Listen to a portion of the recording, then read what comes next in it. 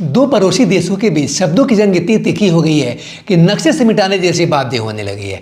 भारत के सेना प्रमुख जनरल उपेंद्र द्विवेदी साहब ने राजस्थान में सैनिकों को संबोधित करते हुए कहा, अभी 3 तारीख को इसी महीने की कहा कि अगर पाकिस्तान अभी भी अपनी हरकतों से बाज नहीं आता है तो इस बार का सिंधु 2.0 ऐसा होगा कि पाकिस्तान दुनिया के नक्शे से ही मिट जाएगा। उनकी ये बात 2 अक्टूबर को रक्षा मंत्री राजनाथ सिंह द्वारा ये कहने कि भारत किसी भी सीमा को पार करने को तैयार है अगर जरूरत पड़ी तो। इस अगली बाढ़ का सामना पाकिस्तान ने कैसे किया? क्या वो खामोश रहा? क्या उसने माफ़ी मांगी या फिर उसने अपनी पुरानी गिदड़ थपकी को ही रिपीट किया, दोहराया? हालांकि पाकिस्तान के सेना प्रमुख ने बहुत तल्ख अंदाज में भारत का जवाब दिया है फ्रेंड्स, जिसने पूरी दुनिया का ध्यान खींचा है। ऐसा क्या कहा उन्होंने, ये सब कुछ जानेंगे आज के इस वीडियो में। नमस्कार, मैं आशीष शरण और आप देख रहे हैं अनजिप्ट। और अगर आप ये वीडियो फेसबुक पर देख रहे हैं तो फिर आप देख रहे हैं न्यूज अनजिप्ट। आइए इस वीडियो में आगे बढ़ते हैं।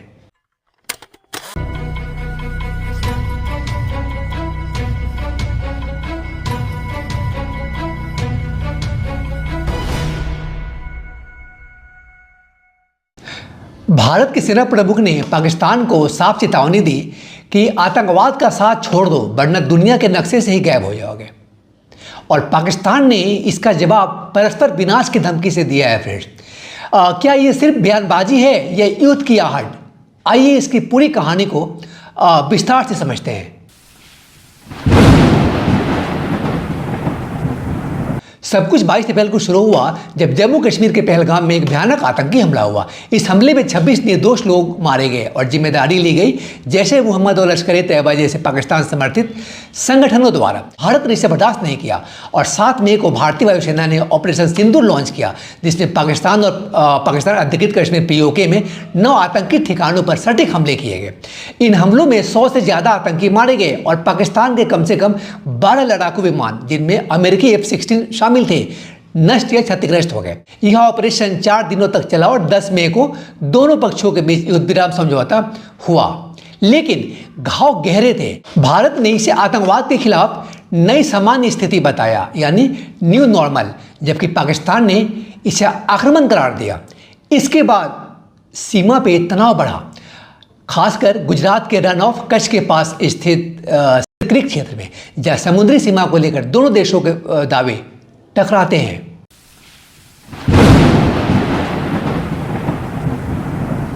इसी महीने के पहले सप्ताह से फ्रेंड्स शब्दों की जंग फिर से भड़क गई। 2 अक्टूबर को रक्षा मंत्री राजनाथ सिंह साहब ने कहा कि भारत किसी भी सीमा को पार करने को तैयार है अगर जरूरत पड़ी तो। उन्होंने क्रीक में पाकिस्तान की किसी भी गलत हरकत पर ऐसी जवाबी कार्रवाई की चेतावनी दी जो इतिहास और भूगोल दोनों बदल देगी। अगले दिन 3 अक्टूबर को भारतीय सेना प्रमुख जनरल उपेंद्र द्विवेदी साहब ने जयपुर में एक कार्यक्रम में पाकिस्तान को सीधी चुनौती दी फ्रेंड्स। उनका बयान साफ था, पाकिस्तान को राज्य प्रायोजित आतंकवाद रोकना होगा अगर वह दुनिया के नक्शे पर अपनी जगह बनाए रखना चाहता है। उन्होंने आगे कहा फ्रेंड्स कि ऑपरेशन सिंदूर के दौरान दिखाई गई संयमशीलता भविष्य में नहीं दोहराई जाएगी और भारतीय सैनिक हमेशा कार्रवाई के लिए तैयार है।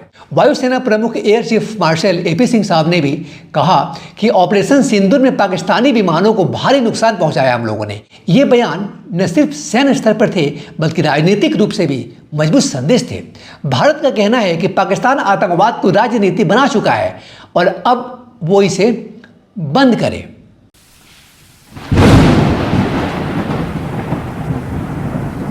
भारत के इन बयानों पर पाकिस्तान ने तुरंत कड़ा रुख अपनाया फ्रेंड्स। 4 अक्टूबर को पाकिस्तानी सेना ने, परसों 2 दिन पहले, फील्ड मार्शल असीम मुनीर के नेतृत्व में एक आधिकारिक बयान जारी किया।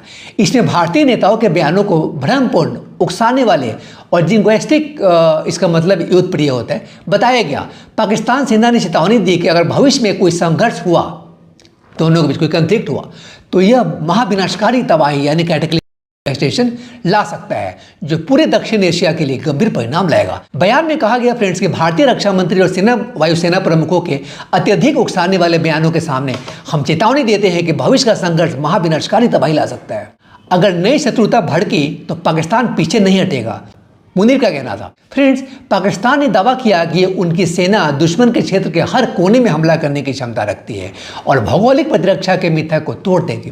पाकिस्तान का सबसे तीखा हिस्सा था भारत कि नक्शे से मिटाने की धमकी पर। सेना प्रमुख ने कहा कि पाकिस्तान को नक्शे से मिटाने की बात पर भारत को पता होना चाहिए कि अगर ऐसी स्थिति आई तो विनाश परस्पर होगा, यानी दोनों का एक लेवल में, एक रेशियो में होगा।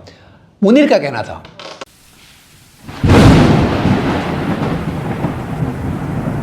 ये तनाव फ्रेंड्स सिर्फ द्विपक्षीय नहीं है, अमेरिका की भूमिका भी उभर रही है।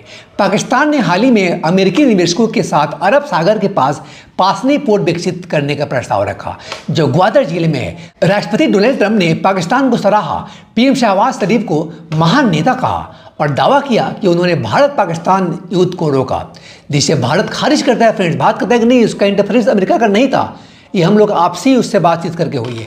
ट्रंप की भारत पर व्यापार शुल्क की सख्ती के बीच फ्रेंड्स पाकिस्तान अमेरिका के बहुत करीब आ रहा है। संयुक्त राष्ट्र और अन्य वैश्विक संगठन चुप नहीं है। ये बयान परमाणु हथियारों वाले दो देशों के बीच युद्ध की आशंका बढ़ाते हैं फ्रेंड्स, जैसा कि मई में ऑपरेशन सिंदूर के दौरान हुआ था। दक्षिण एशिया में शांति के लिए ये खतरे की घंटी है।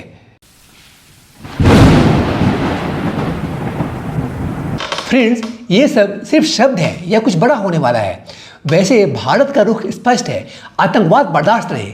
ऑपरेशन सिंदूर ने दिखाया कि भारत अब रक्षात्मक नहीं बल्कि आक्रामक कार्रवाई कर सकता है। वहीं पाकिस्तान की सेना, जो देश की वास्तविक सत्ता है, अपनी क्षमता का दावा कर रही है। लेकिन दोनों ही परमाणु शक्ति हैं, कोई भी गलती महंगी पड़ सकती है। फ्रेंड्स, ये तनाव कश्मीर विवाद, सीमा मुद्दों और आतंकवाद से जुड़े हैं। भारत को वैश्विक मंच पर पाकिस्तान को अलग थलग करने की कोशिश करनी चाहिए, जबकि पाकिस्तान को आतंकवाद पर लगाम लगानी होगी। शांति के लिए बातचीत ही रास्ता है फ्रेंड्स, लेकिन फिलहाल तो शब्दों के ही जंग चल रहे हैं।